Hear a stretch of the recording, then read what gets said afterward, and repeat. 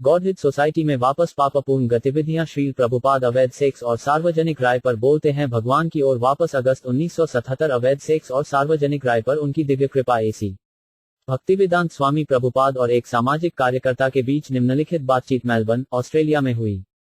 सामाजिक कार्यकर्ता: मैं तलाक और गोद लेने के मामलों से निपटता हूं। आजकल तलाक लेना बहुत आसान हो गया है। श्री प्रभुपाद: तो आज के नेताओं का पहला दोष यह है कि वे तलाक की अनुमति देते हैं। यह समाज के लिए बहुत खतरनाक है, क्योंकि यह अवैध सेक्स को बढ़ावा देता है। सामाजिक कार्यकर्ता: समाज इसे वैसे ही चाहता है। श्री प्रभुपाद: समाज एक बच्चे की तरह है।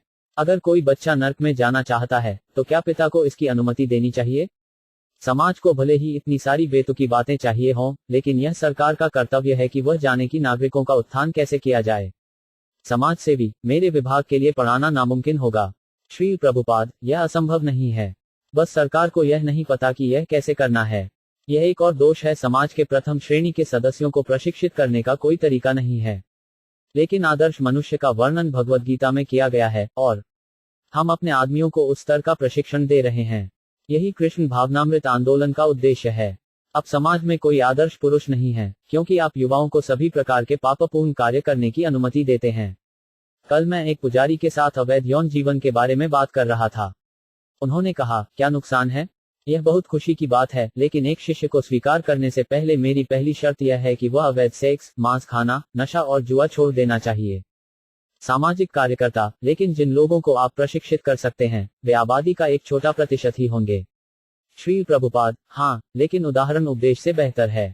यदि 1% आबादी को भी आदर्श पुरुषों के रूप में प्रशिक्षित किया जाता है, तो अन्य 99% लोग देखेंगे और उनका अनुसरण करेंगे। लेकिन आज समाज में उस उदाहरण की कमी है। पुजारी भी धूर्त हो गए हैं, और हजारों पुजारी अपनी शराब पीने की आदत को ठीक करने के लिए अस्पताल जा रहे हैं। वे समलैंगिकता को मंजूरी दे रहे हैं। एक ईसाई अखबार में मैंने एक पुजारी के बारे में पढ़ा, यहां तक 2 आदमियों के बीच विवाह भी कर दिया। तो इस कृष्ण भावनामृत आंदोलन के बाहर मुझे आदर्श पुरुषों का कोई समूह नहीं मिलता है। इसलिए यदि आप समाज की मदद करना चाहते हैं, तो आपको हमसे सीखना होगा कि आदर्श चरित्र के पुरुषों को कैसे प्रशिक्षित किया जाए। सामाजिक कार्यकर्ता: जिसे आप आदर्श चरित्र कहते हैं, वह केवल आपकी राय है। यह किसी और के लिए आदर्श नहीं हो सकता है। श्री प्रभुपाद: नहीं, यह मेरी राय नहीं है, यह शास्त्र का निर्णय है। राय: जब लोग कुत्ते और गधे की तरह होते हैं तो राय का क्या महत्व है? गधे की राय लेने से क्या फायदा? यह स्वर लोकप्रिय जनता की राय लेना आधुनिक समाज को नीचा दिखा रहा है। अगर जनता शराबी, धूम्रपान करने वालों, मांस खाने वालों, जुआरी और महिला शिकारियों से बनी है, तो उनकी राय का क्या मूल्य है? चतुर्थ श्रेणी के पुरुषों की राय क्यों लें? कृष्ण जो कहते हैं वह मानक है। कृष्ण सर्वोच्च हैं, और उनका संस्करण अंतिम है। किसी अन्य राय की अनुमति नहीं है। जब मैंने सिद्धांत कोई अवैध यौन जीवन नहीं पेश किया, तो मैंने राय नहीं मांगी। यह अवश्य किया जाना चाहिए। सामाजिक कार्यकर्ता: आपको नहीं लगता कि लोगों का अपना कोई दिमाग होता है? श्री प्रभुपाद: हाँ, उनके पास दिमाग है, जैसे पागल आदमी के पास दिमाग होता है। लेकिन उसके दिमाग का क्या मूल्य है? क्या आप एक पागल आदमी की राय लेने जा रहे हैं? भगवद गीता कहती है, मायाकृत ज्ञान, दुष्ट का ज्ञान माया भ्रम द्वारा छीन लिया गया है, इसलिए उसका मन विकृत हो गया है। तो पागल आदमी की राय का कोई मूल्य नहीं है। सामाजिक कार्यकर्ता: हमारा काम है मुसीबत में फंसे लोगों की देखभाल करना। श्री प्रभुपाद: वर्तमान समय में सरकारी नेता भी संकट में हैं। सामाजिक कार्यकर्ता: अच्छा, यह हमारी जनता का हिस्सा नहीं है। श्री प्रभुपाद: आप अपने पर्यवेक्षक को प्रशिक्षण के लिए हमारे पास क्यों नहीं भेजते? ये नेता शराबी, महिला शिकारी, मांस खाने वाले और जुआरी भी हैं। सामाजिक कार्यकर्ता: आप पूरे समाज को बदलना चाहते हैं। श्री प्रभुपाद: जब तक आप समाज को नहीं बदलते, आप सामाजिक कल्याण कैसे कर सकते हैं? यदि आप समाज को उस स्थिति में रखते हैं जो अभी है, तो समाज कल्याण का प्रश्न ही कहाँ है? आप जनता के साथ काम कर रहे हैं, और हम भी उन्हीं लोगों के साथ काम कर रहे हैं। हम उन्हीं लोगों को लेते हैं जो शराब पीने के आदी हैं, वेश्यावृत्ति के आदी हैं, मांस खाने के आदी हैं, और हम उन्हें संत बना देते हैं। तो हमारा तरीका व्यवहारिक है। आप देख सकते हैं कि उनका पिछला इतिहास क्या था और अब वे क्या हैं। आपको उनके जैसे पुरुषों के एक वर्ग को प्रशिक्षित करना होगा, आदर्श चरित्र के पुरुष।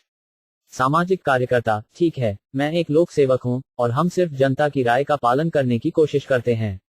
श्री प्रभुपाद: तो जनता राष्ट्रपति निक्सन को चुनती है, और फिर वे उसे पद से हटा देते हैं। यह आपकी जनता की राय है। सामाजिक कार्यकर्ता: हाँ, समाज ऐसे ही चलता है। अगर आप समाज बदलते हैं, तो हमें बदलना होगा। मैं वही करता हूं जो मुझसे पूछा जाता है, नहीं तो मेरी नौकरी चली जाएगी। श्री प्रभुपाद, हमारा कार्यक्रम वोक्स पॉपुली नहीं है। हम वही कह रहे हैं जो आधिकारिक शास्त्र कहते हैं। यदि आप वास्तव में समाज कल्याण करना चाहते हैं, तो आपको शास्त्रों में दिए गए मानक सूत्र को अपनाना होगा। भगवत गीता में कृष्ण बताते हैं कि कैसे एक प्रथम श्रेणी का व्यक्ति शांतिपूर्ण हो सकता है। लेकिन यदि आप उसके अधिकार को स्वीकार नहीं करते हैं, यदि आप जनमत का पालन करना पसंद करते हैं, तो आप कभी भी सफल नहीं होंगे। आप एक शांतिपूर्ण समाज बनाना चाहते हैं, लेकिन आप नहीं जानते कि कैसे। इसलिए आपको कृष्ण भावनामृत की इस प्रक्रिया को अपनाना चाहिए। अगर कोई पागल आदमी भी हमारे सिद्धांतों का पालन करने के लिए राजी हो जाए, तो वह शांत हो सकता है। वह प्रथम श्रेणी का आदमी बन सकता है। सामाजिक कार्यकर्ता, आप इस तथ्य की व्याख्या कैसे करते हैं कि आप जनसंख्या का इतना छोटा प्रतिशत हैं? श्री प्रभुपाद, आकाश में कितने तारे हैं, लेकिन एक ही चंद्रमा है। प्रतिशत की दृष्टि से चंद्रमा कुछ भी नहीं है, लेकिन इसके मूल्य के संदर्भ में चंद्रमा सभी संयुक्त सितारों की तुलना में कहीं अधिक महत्वपूर्ण है। तो हमारे कृष्ण भावनामृत आंदोलन में हमारा उद्देश्य आदर्श चरित्र के कुछ पुरुषों को शिक्षित करना है। यदि आप और समाज के अन्य नेता इस आंदोलन का समर्थन करते हैं, तो आप सर्वोच्च सामाजिक कल्याण कर रहे होंगे। समाज सेवक, समाज कल्याण ब्यूरो का मुखिया भी जनता का सेवक होता है। श्री प्रभुपाद, यही दोष है, लोग धूर्त हैं और वे दूसरे धूर्त को चुनते हैं। लेकिन कृष्ण भावनामृत आंदोलन इन दुष्टों पर निर्भर हुए बिना चलेगा। हम अपनी किताबें प्रकाशित कर रहे हैं, हम अपना आंदोलन फैला रहे हैं, और हम प्रथम श्रेणी के पुरुषों को प्रशिक्षण दे रहे हैं। उदाहरण के लिए, हम सेक्स को प्रतिबंधित नहीं करते हैं, लेकिन हम कहते हैं, कोई अवैध सेक्स नहीं। क्या आपको कोई आपत्ति है? सामाजिक कार्यकर्ता, हाँ, एक निजी। श्री प्रभुपाद, आपने अवैध यौन संबंध बनाए हैं? सामाजिक कार्यकर्ता, हाँ, मैं इसके बिना नहीं रह सकता था। श्री प्रभुपाद, जरा देखो, यही समाज में दोष है। आप उस मरीज की तरह हैं जो एक चिकित्सक से इलाज चाहता है, लेकिन साथ ही साथ अपनी रोगग्रस्त गतिविधियों को जारी रखना चाहता है। आप समाज की मदद करने में विफल रहे हैं, इसलिए आप अपने समाज कल्याण कार्यों में मदद के लिए मेरे पास आए हैं। तो तुम मेरी सलाह को क्यों ठुकराते हो? यदि आप चिकित्सक द्वारा निर्धारित दवा को अस्वीकार करते हैं, तो आप ठीक नहीं होंगे। लेकिन जब मैं आपको प्रिस्क्रिप्शन देता हूं, तो आप चाहते हैं कि दूसरे मरीज पहले उस पर वोट करें। आप जैसे रोज 1 या 2 सज्जन मुझसे मिलने आते हैं। उन्हें हमारा नुस्खा भी बहुत सख्त लगता है, लेकिन हम इसे बदलने वाले नहीं हैं। सामाजिक कार्यकर्ता, ठीक है, मेरा मानना है कि आपको एक मानक बनाए रखना चाहिए। श्री प्रभुपाद, हाँ, और यही हमें सफल बना रहा है। हम कोई समझौता नहीं करते हैं। यह हमारा तरीका है। अगर आपको यह पसंद है, तो आप इसे ले सकते हैं। अगर आपको यह पसंद नहीं है, तो आप इसे अस्वीकार कर सकते हैं। हमें कोई आपत्ति नहीं है। हमें वोक्स पॉपुली में कोई दिलचस्पी नहीं है।